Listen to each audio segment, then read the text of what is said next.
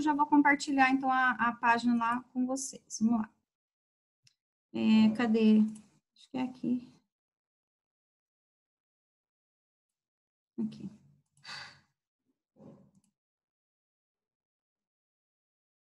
Deixa eu ver se volta. Só um pouquinho, tá? Porque tá... Aí, voltou. Aqui, né? Eu estava falando da Arábia Saudita, né? Que a gente estava... alguém me perguntou que tipo de plantação, né? Vamos ver se a gente acha aqui. Produção... Vamos ver que tipo de plantação faz na Arábia Saudita. Vamos ver. Qual tipo... Opa, peraí. Qual produto cultivado na Arábia? Vê se aparece, tá? Eita, olha o tanto. Olha aqui a imagem, a nossa imagem aí, ó. A imagem da nossa apostila. Deixa eu ver aqui se aparece aqui o nome do produto. Aqui, ó. Tem diversas, ó, plantação, né? Tem conseguido cultivar diversas culturas com destaque para a produção de trigo, tâmara, tomate, melancia, cevada, uva, pepino. Olha aqui, tem bastante produto, tá? Eles conseguem cultivar lá, então, depois dessas técnicas novas aí de irrigação, como a gente viu aqui, ó, tá? Lá é um local muito seco, tá bom? Muito seco mesmo, porque tá igual a gente, na mesma faixa climática que a gente está, que é a tropical, tá? Então, aí, para eles lá falta bastante a umidade, na verdade, né? Que eles não têm, igual a gente tem aqui, tá? Então, eles criaram esse tipo de irrigação aí. A humanidade, há tempo, se dedica ao desenvolvimento de técnicas que facilitam a produção, a apropriação dos recursos naturais para, desse modo, poder transformar os espaços geográficos. Na agricultura não é diferente. As sociedades humanas desenvolveram e desenvolvem habilidades e tecnologias a fim de cultivar em locais que naturalmente não apresentariam condições favoráveis ao plantio, superando os limites impostos pela própria natureza. Foi o que aconteceu no Nordeste, tá? Mas só foi possível por causa da transposição do Rio São Francisco. Aí conseguiram, então, a água chegar até lá, né? Então, aí eles conseguiram criar as técnicas deles ali de irrigação. Como exemplos conhecidos, podemos mencionar os cultivos em áreas de clima árido, como parte de Israel, da Arábia Saudita e da China. Com o uso de recursos tecnológicos, foi possível irrigar plantações nos desertos, promovendo uma grande mudança nas paisagens desses locais. Então, aí ele colocou essa parte da Arábia para a gente ver. Aqui, ó, que eu estava falando para vocês, é a plantação de uva. Lá em Petrolina, ó, em Pernambuco, no sertão nordestino, tá? Que foi possível por causa da canalização, né, de uma parte da transposição do Rio São Francisco, que chegou até lá. Então, aí, ó, as parreiras de uva, né, que eles plantaram e produzindo. Olha que coisa linda, né, essas uvas aí, tá? Então, aqui, o Brasil apresenta 2 casos que também foi possível superar barreiras naturais à produção agrícola. O da soja no Cerrado, tá? No Cerrado, e o da uva no Nordeste. Então, a gente tem esses dois principais tipos aí, né, de produto e os locais, as regiões em que conseguiu, então, ser plantadas, tá? Cadê a Nicole? Eu não tô vendo a Nicole aí. Ela deixou ali e sumiu, né, Nicole? Agora você apareceu. Fui pegar. Tá. Ambas as culturas originais de climas mais frios ou temperados, deixa eu vir aqui mais para cima, que vêm sendo desenvolvidas em regiões de clima tropical quente, além de estarem em solos impróprios para elas. Porém, o uso de tecnologia para tanto o aperfeiçoamento de sementes de espécies mais resistentes às altas temperaturas, quanto para o manejo adequado do solo, promoveu a prática da agricultura em locais com solos que não eram naturalmente muito férteis, tá? Assim, em 2015, a região do Nordeste, olha aí, foi responsável pela produção de 12,6% da safra de uva brasileira, com destaque para o estado de Pernambuco e da Bahia. Aqui em cima foi lá no estado do Pernambuco, tá? no Vale do Rio São Francisco, olha aí, ou seja, na onde corre, né, as margens aí que corre o Rio São Francisco, o cultivo de uva ocorreu em razão de diferentes razões humanas. Entre elas, o melhoramento genético das variedades, assim como algumas desenvolvidas pelo Instituto Agrônomo de Campinas. Outra ação importante foi a irrigação das áreas cultivadas, tá? Já em relação à soja, nosso país desponta como um exportador do mundo, em grande parte em decorrência das plantações na região do Cerrado, que é a nossa aqui, né? O nosso tipo de vegetação aqui no Mato Grosso do Sul é o Cerrado, e as quais foram possíveis principalmente por causa de pesquisas elaboradas pela Embrapa, tá? Então, aqui a gente vai ter agora. Ficou dúvida aqui nessa parte, gente? Não? Então, passando para frente. Não. Tá. Então, olha aí. Modernização agrícola e estrutura fundiária. Antes de eu começar, eu vou fazer chamada, tá? Vou começar pelo 7º ano A. Quem não responder já vai estar com falta na segunda aula. Amanda. Presente. Ana Clara. Presente. Diogo. Presente. Gabriel Marques. Presente. Gabriel Wilken. Não tá, né? Rurik. Presente. Isabelle. Presente. Isadora. Presente. Júlia Inácio. Presente. Leonardo. Presente. Lucas. Presente. Lucas Curori. Presente. Desculpa, presente. Marco Antônio. O ortopedista marca cirurgia no pé. Marco Antônio? É. Tá, então ele não está presente. Mari. Não. Presente. Rafaela Garcia. Presente. Valentina. Valentina está entrando agora na aula, acabou de pedir. 7º ano B, tá? Ana Gabriela. Presente. Ana Lisa. Presente. Catarina. Presente. Gabriel Hilário. Presente. Guilherme Joaquim. Presente. Isabela. Isabela Abrão. Não está.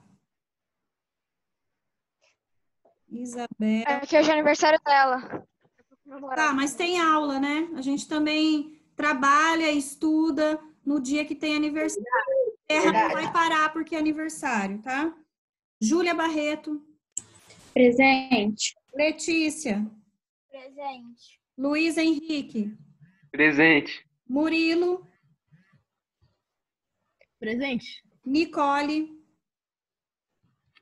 Presente. Rafaela Galvão. Presente. Rafaela Franque.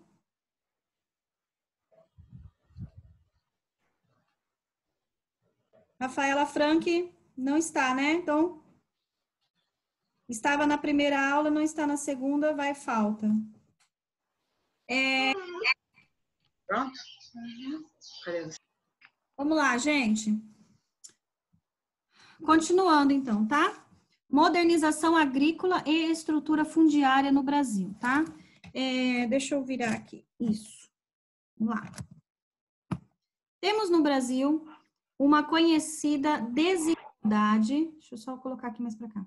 Uma desigualdade na distribuição de terras. A gente sabe que é desigual, né? Porque tem poucos produtores, enormes produtores, e tem bastante produtor com área pequenininha, tá? Então, assim, as áreas, elas não são totalmente bem distribuídas, tá? São poucos os grandes produtores e tem bastante mini produtor, tá? Então, aí, por isso que ele fala que é desigual a distribuição de terras, tá? Uma vez que grandes propriedades, olha aí, rurais se concentram historicamente nas mãos de um número relativamente pequeno de donos, tá?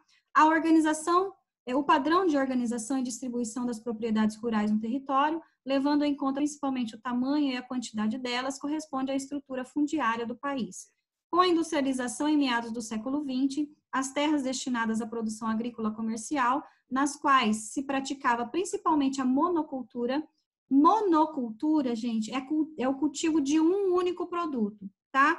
Por exemplo, quando a gente viaja aí, né, aqui no interior do nosso estado, a gente vê bastante, uma grande parte, só com cultivo de milho, por exemplo, ou só com o cultivo de soja, por exemplo, tá? Ou só de cana-de-açúcar. Então, aí, quando a gente fala monocultura, que só tem um tipo de cultivo naquela região, tá? Voltada para abastecer os mercados externos, passaram a se desenvolver em ritmo bastante acelerado.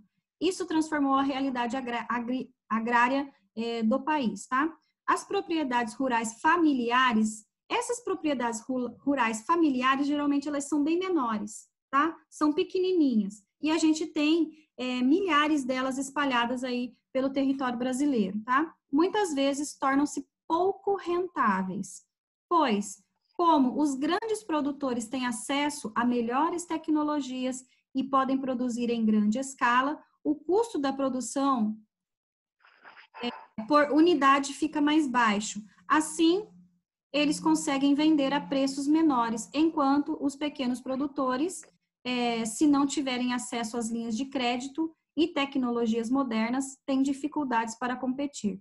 Por exemplo, o grande produtor, tá? Que ele tem uma área mais vasta, uma área maior, ele produz um tipo de cultivo, tá? Então, aí ele consegue, como ele produz em grande escala, ele, no final das contas, depois ele tem mais rentabilidade, né? Então, ele consegue contratar mais mão de obra qualificada, ele consegue comprar aqueles maquinários, né, gigantescos, né? São aquelas colheitadeiras, né? Plantadeiras e colheitadeiras, tá? E aí ele consegue girar mais rápido o plantio dele. Já o pequeno produtor, aquele produtor familiar, ele não tem, porque ele produz pouco, por quê? Tem que ser manual, tá? Geralmente a família, eles falam agricultura familiar, porque geralmente é a família mesmo que está envolvida ali na preparação do solo, no plantio, depois tem que tomar os cuidados, né?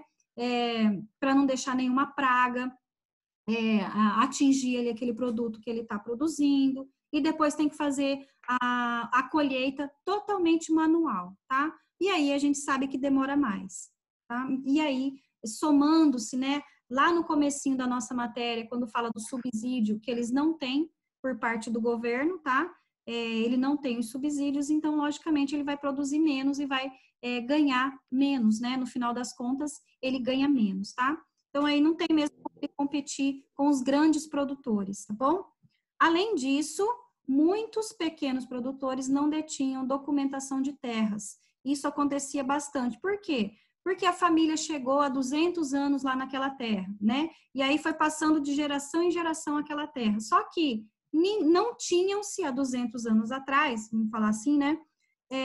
Um registro, um cartório dizendo que aquela família era a dona proprietária daquele território, tá? Então, há muito tempo, muitos pequenos produtores acabaram perdendo o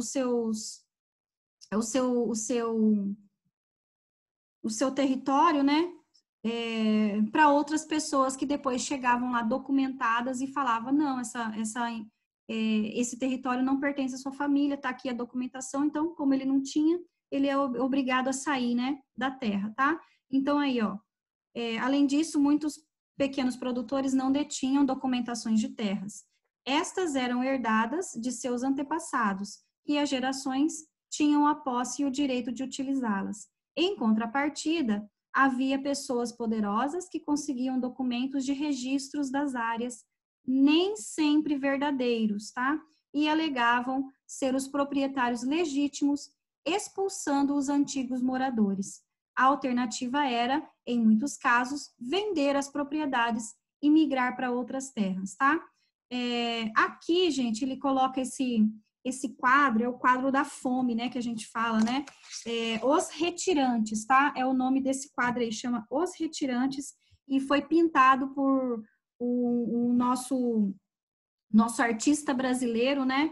de renome internacional, Cândido Portinari, tá? Então, a gente tem essa tela que foi retratada por ele, que mostrava os retirantes saindo, então, aí do sertão, em busca de outras terras para eles irem morarem, cultivarem, tá? E aí mostra a situação das pessoas ali, né? Situação de miséria, né, na verdade, tá? Aí ele coloca aqui, ó, a falta de planejamento governamental e a crise econômica que ocorreu na década de 80 e em parte da década de 1990 dificultaram a aceleração da produção e a criação de postos de trabalho no campo, reduzindo o número de estabelecimentos. Dessa forma, olha aí, importantíssimo, tá?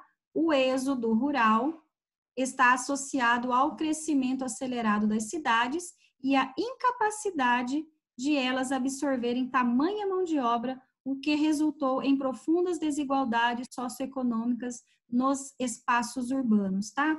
Então, olha só, gente, o que aconteceu? Esses pequenos produtores, eles foram expulsos, então, das suas terras e migraram para onde? Para as cidades, tá? Essa migração do campo para a cidade é chamada de êxodo rural, tá?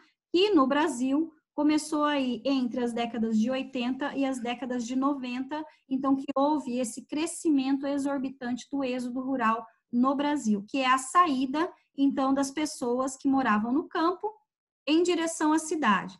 Só que aí aconteceu o seguinte, essas pessoas que sempre trabalhavam, né, manualmente, mexendo na terra, quase não tinham estudos, tá? E quando elas vinham para a cidade, elas acabaram que não conseguiam emprego. Por quê? Porque elas só sabiam mexer com lavoura, só sabia mexer com terra.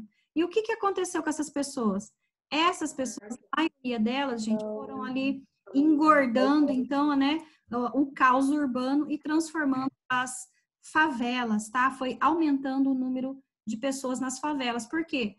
Se ela vinha do campo para a cidade, pensando em melhorar de vida, chegava na cidade grande, ela não tinha nenhum tipo de estudo, como que ela ia arrumar emprego, tá? Sendo que ela sempre trabalhou com a terra, né, mexendo com a terra. Então, aí acabava as pessoas indo morar nas favelas, tá? Constituíram, então, as favelas. E a gente sabe que favela não tem infraestrutura nenhuma, né? Não tem água encanada, não tem rede de esgoto, tá? Tem ali as redes de energia e de água, né, que passam por lá, são clandestinas, tá bom? Tem ruas, gente, nas favelas, tinha alguém aí que estava riscando a tela, tô vendo, tá? Tem algumas ruas, né, em algumas comunidades, em algumas favelas brasileiras, que não tem nem nome a rua, tá? Por exemplo, a pessoa vai, então, aí numa loja que abre um crediário. Para a gente abrir o crediário, a gente tem que ter endereço, tá? Tem que mostrar lá o comprovante de endereço. E essas pessoas, a maioria das pessoas que moram em favelas, elas não têm como comprovar endereço, tá? Então, aí não consegue abrir um crediário, por exemplo. Contas em banco, né? Não consegue abrir porque não tem endereço. Geralmente, essas pessoas, elas acabam utilizando endereços de outras pessoas que não moram em comunidade, tá? Endereços de amigos, de outros parentes que não moram nas favelas. Tá bom? Em relação ao tamanho das propriedades, é possível classificá-las como minifúndios ou latifúndios, tá? Então, minifúndios, quando ela é pequena, consideravelmente pequena, e latifúndio, quando aquele território é considerado grande, tá? Com base nas dimensões que apresentam. Os minifúndios, olha aí, podem ter tamanhos diferenciados de acordo com a região ou o estado, mas, simplificadamente, trata-se de propriedades rurais com área inferior a 10 hectares, tá? Cada hectare tem 1.000 metros, tá? Então, áreas inferiores a 1.000 metros, né, a 10.000 metros, é considerada minifúndio. Área superior a 10 hectares, então, é considerada latifúndio, tá? Aqui, ó, já os latifúndios são as propriedades rurais com mais de 1.000 hectares aí, ó, tá? É importante ainda conhecer as definições de agricultura familiar e não familiar ou patronal. Tem esses 3 tipos de agricultura, tá? Familiar, não familiar e patronal, tá? Segundo o Censo Agropecuário, esse censo que está marcado na nossa apostila foi de 2006, tá? Mas no ano passado, no ano de 2019, houve um novo censo agropecuário aqui no Brasil, e quem faz o censo agropecuário ou o censo demográfico, que é quando feito nas cidades, tá? É o Instituto Brasileiro de Geografia e Estatística, o IBGE, tá? Então, a gente tem aqui, ó, em geral, agricultura não familiar, grifem aí, agricultura não familiar é especializada em produzir um tipo de cultivo em larga escala, utilizando grandes áreas. Não familiar. Então, ele entra lá no latifúndio, nos grandes produtores, tá? A não familiar. Dispõe de uso de tecnologias sofisticadas para assegurar a produtividade e boa parte da produção é destinada à exportação, com volumes significativos voltados também ao mercado interno. Aí aqui, já na familiar, tá? É realizada em propriedades menores, de até 4 módulos fiscais. Aqui tem embaixo o que significa o módulo fiscal. Utiliza predominantemente a mão de obra familiar, mas pode contratar trabalhadores externos para auxiliar nas atividades, tá bom? Vamos lá. A distribuição das propriedades familiares e não familiares e a área que cada uma ocupa nos fornecem uma noção da estrutura fundiária no Brasil. Os gráficos a seguir, extraídos do Censo Agropecuário de 2006, refletem essa realidade. Então, a gente tem 3 tipos aí de gráfico. O primeiro aqui, ó, pessoal ocupado, tá? Pessoal ocupado, ou seja, mão de obra utilizada. Aqui, nesse caso, houve 74% da mão de obra utilizada. Depois aqui no total da área ocupada, 24%, e o total de estabelecimentos de 84%. Vamos direto aqui, ó. Vamos ver esse outro gráfico aqui da agricultura familiar e produção de alimentos, tá? Na agricultura familiar, que é aquela onde a família toda, né, está envolvida na plantação, no manejo daquele cultivo, nós temos aí, em primeiro lugar, a plantação de mandioca, tá? Plantação de mandioca, aonde 86%, então, da agricultura familiar produz, tá? Depois a gente tem o feijão, seguido do milho, depois o café, o arroz, o trigo e a soja. Olha como a agricultura familiar quase não trabalha com soja, tá? Por quê? Porque a soja hoje, né, é um produto de tipo exportação. Então, ela precisa ser produzida em grande escala. E a mão de obra familiar, como a gente já viu, não tem, né, território suficiente e também não tem mão de obra e maquinário suficiente para esse tipo de plantio. Embora que ainda tenha 14%, né, das propriedades agrícolas familiares produzem a soja, tá? Depois a gente vem aqui, ó, a modernização no campo. Essa modernização no campo, gente, é uso de tecnologia mesmo, tá? Aí ele fala, ó, na década de 60, a atividade rural era desenvolvida de forma mais simples. Essa de forma simples era porque era manual, tá? Era feita manual, depois passou a ser feita por carro de boi, né? Onde peraí, tem alguém querendo entrar aqui. Tá. Onde o carro de boi, ele também conseguia abrir, né? Arar a terra, tá? Para depois as pessoas irem plantando, tá? Que chama de tração animal, tá? Nas pequenas propriedades, o principal objetivo era produzir para subsistência. Essa subsistência é o quê? É para suprir a própria família, tá? Gente, para de mexer na tela. Murilo. Não sou eu, professora. Eu juro que não sou eu. É sério. Tá, eu vou passar aqui para a tia Kézia, ela já vai... Vou mandar um particular aqui para ela, só um pouquinho. Para ela ver quem que tá mexendo na tela.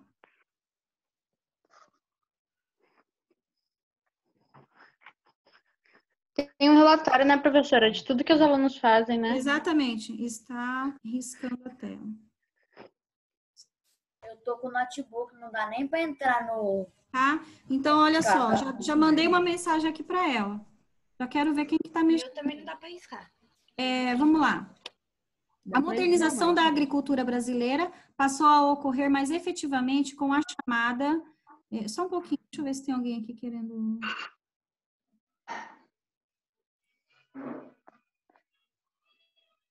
Gabriel Marques. Gabriel Marques. É você que tá mexendo aqui, ó. Não, meu mouse tá desconectado. Não tem como. Pois é, ó, mas tá você aqui, ó. Tá mostrando que é você que tá com o seu controle aí. Meu mouse tá desconectado. Como que eu tô mexendo? Não sei, tá? Mas é o que tá aparecendo aqui para mim.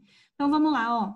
A modernização da agricultura brasileira passou a ocorrer mais efetivamente com a chamada Revolução Verde, após a Segunda Guerra Mundial. A gente só tem mais 10 minutos e já vai desconectar de novo.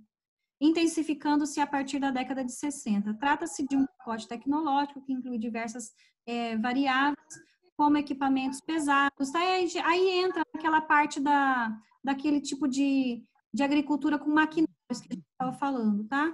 Aqui, eu já vou pular aqui nas conexões. Vai lá para as conexões, página 18, tá? A página 18. Nem sei até que, acho que a gente vai até aqui, né? Na 19 e na 20, né? Então, vamos lá. Agricultura e saúde. Produtos orgânicos e geneticamente modificados. Prestem atenção, porque essa daí é a outra tarefa de vocês, tá? Então, olha só, a manipulação genética é a introdução de genes entre organismos, animais e plantas, a fim de melhorar determinadas características. Lembram-se que a gente estava falando, ô Murilo, para de ficar mexendo nisso daí? Eu vou bloquear você. Fica normal aí, por favor, tá? Lembra que eu estava falando para vocês lá do cultivo da uva, lá no Nordeste? Tá? Lembra que o clima de lá é extremamente seco, tá? A questão da secura aconteceu que deu certo, por quê? Porque aí teve a transposição do Rio São Francisco e começaram a utilizar a água dele para irrigar. Mas, e a questão do clima que é muito quente, tá? O clima muito quente, para a produção de uva, especificamente no Nordeste, foi por causa disso daqui. Eles começaram, então, a fazer pesquisas e melhorar as sementes de uva para poder plantar naquela região, tá? Então, o cultivo da uva lá no Nordeste só conseguiram fazer porque aquelas sementes, elas foram modificadas geneticamente, tá? Então, aí, aqui, ó, a semente de uma planta geneticamente modificada pode, por exemplo, conter um gene que a torna resistente a pragas ou a produtos químicos. Assim, as plantas crescem com uma produção, uma proteção introduzida artificialmente. O consumo de alimentos geneticamente modificados, entretanto, gera algumas polêmicas, pois muitos que, em razão de algumas características, seu uso pode trazer riscos à saúde humana. Também há diversos riscos ambientais, interação nas plantas modificadas com as plantas, com outras plantas. Professora, Quem está falando? eu já volto. Não dá para... Luiz, eu já volto. 7 minutos. Tem 7 minutos que vai cair a conexão. Espera um pouquinho para você não perder, tá? Que pode ameaçar as espécies naturais. Aqui a gente tem os pesquisadores, tá? Manipulando e desenvolvendo alguma forma de melhorar aquelas sementes ali, no caso, semente de milho, tá? Depois a gente tem aqui embaixo, ó. Aqui são duas realidades, né? A gente consegue ver um produto que está sendo melhorado geneticamente e outro que está sendo manuseado aí por um pequeno agricultor, tá? Como alternativa à utilização, lembrando que o pequeno produtor, gente, ele quase não usa defensivos agrícolas, tá? Que são os agrotóxicos. Eles fazem tudo manualmente, tá? Então, eles controlam a praga, essas pragas, né? Que são aquelas bichinhos que acabam comendo toda ali a plantação, né? Acabando com plantações aí, tá? Então, eles conseguem controlar isso manualmente, sem utilizar nenhum tipo de defensivo agrícola, diferentemente das grandes plantações. Para tomar conta daquele espaço enorme, aí eles precisam usar os agrotóxicos, tá? Vocês já pegaram a maçã? Pega uma maçã aí na casa de vocês e antes de lavar a maçã que você peguem aí na casa de vocês, antes de lavar a maçã, você pega e raspa bem fraquinho assim, ó, a casca dela com uma faca, tá? Raspa bem, bem fraquinho, vai sair tipo uma cerinha. da casca dela, tá? Aquela cerinha é defensiva agrícola. Então, quando você for comer uma maçã, por exemplo, uma pera, né? Dá uma lavada bem lavadinha mesmo aí, até com buchinha. Tem gente que usa aquela parte amarelinha da bucha de lavar louça para lavar aí a casca de algumas frutas que a gente consome com casca, tá? Então, aí dei uma olhada depois que vocês vão ver isso que eu tô falando, tá bom? Como alternativa à utilização de alimentos geneticamente modificados ou mesmo aos convencionais nos quais se empregam defensivos agrícolas, vem crescendo a produção de alimentos orgânicos. Vocês já foram lá na Rede Comper, né? Na Rede Comper ali de supermercados. Lá, eu tô falando lá porque é um local que eu sei que tem, tá? Mas eu acho que no Extra tem, no Carrefour também tem, tá bom? Lá na feirinha, onde vende ali as frutas, né, e legumes, tem uma parte que é selecionada, tá? Tem uma parte, geralmente fica lá naquela geladeira, aí fica tudo embaladinho, né? São pequenas, às vezes vocês vão encontrar 4 tomates numa embalagem, né? 2 porções de goiaba, né? Numa bandejinha. Esses produtos são selecionados. É difícil achar um empenho para superar eu.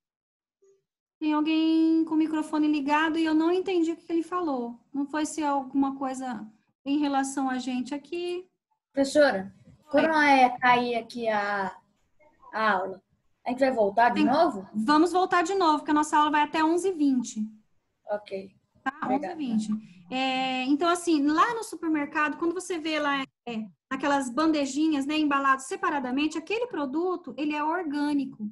Ou seja, ele é mais caro do que aquele outro que fica lá à vontade, né? Naquelas cestas enormes lá que a gente compra, tá?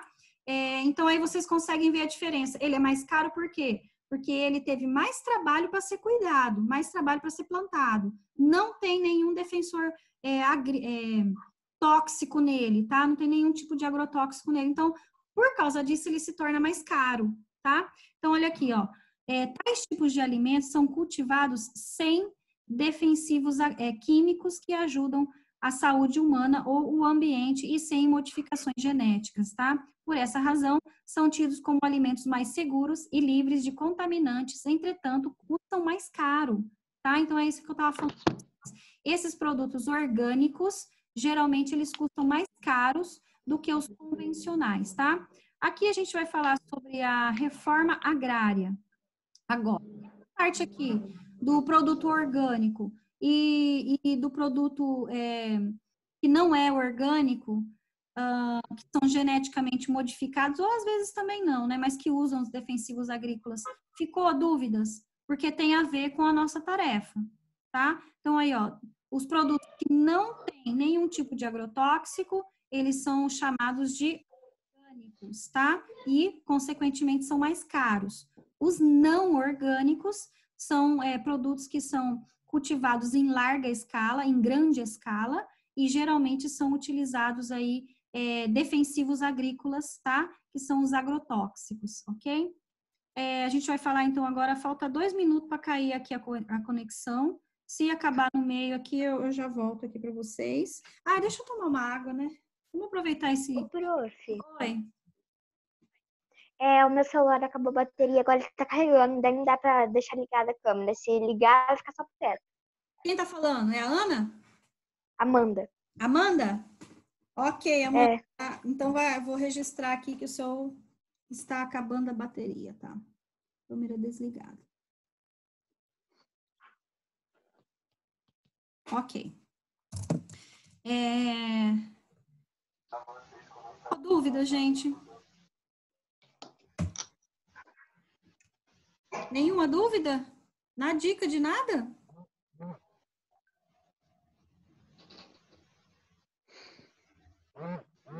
Não? Não. Então tá. Então, vamos lá.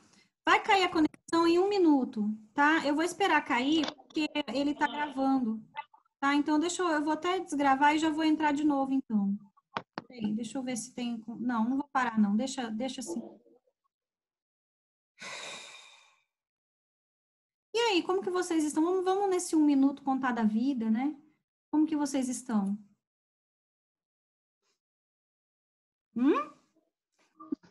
Um sono. Todo mundo preso, né? Gabriel. Professora, pode escrever no Às meu vezes chroma é bem, às vezes Eu até não. gosto de ficar em casa, prof. Eu vou mostrar no meu chroma aqui como é que eu tô. Ah, eu tô, não. Gente, assim, a gente fica doida pra sair, né? Pra ver gente ir na rua.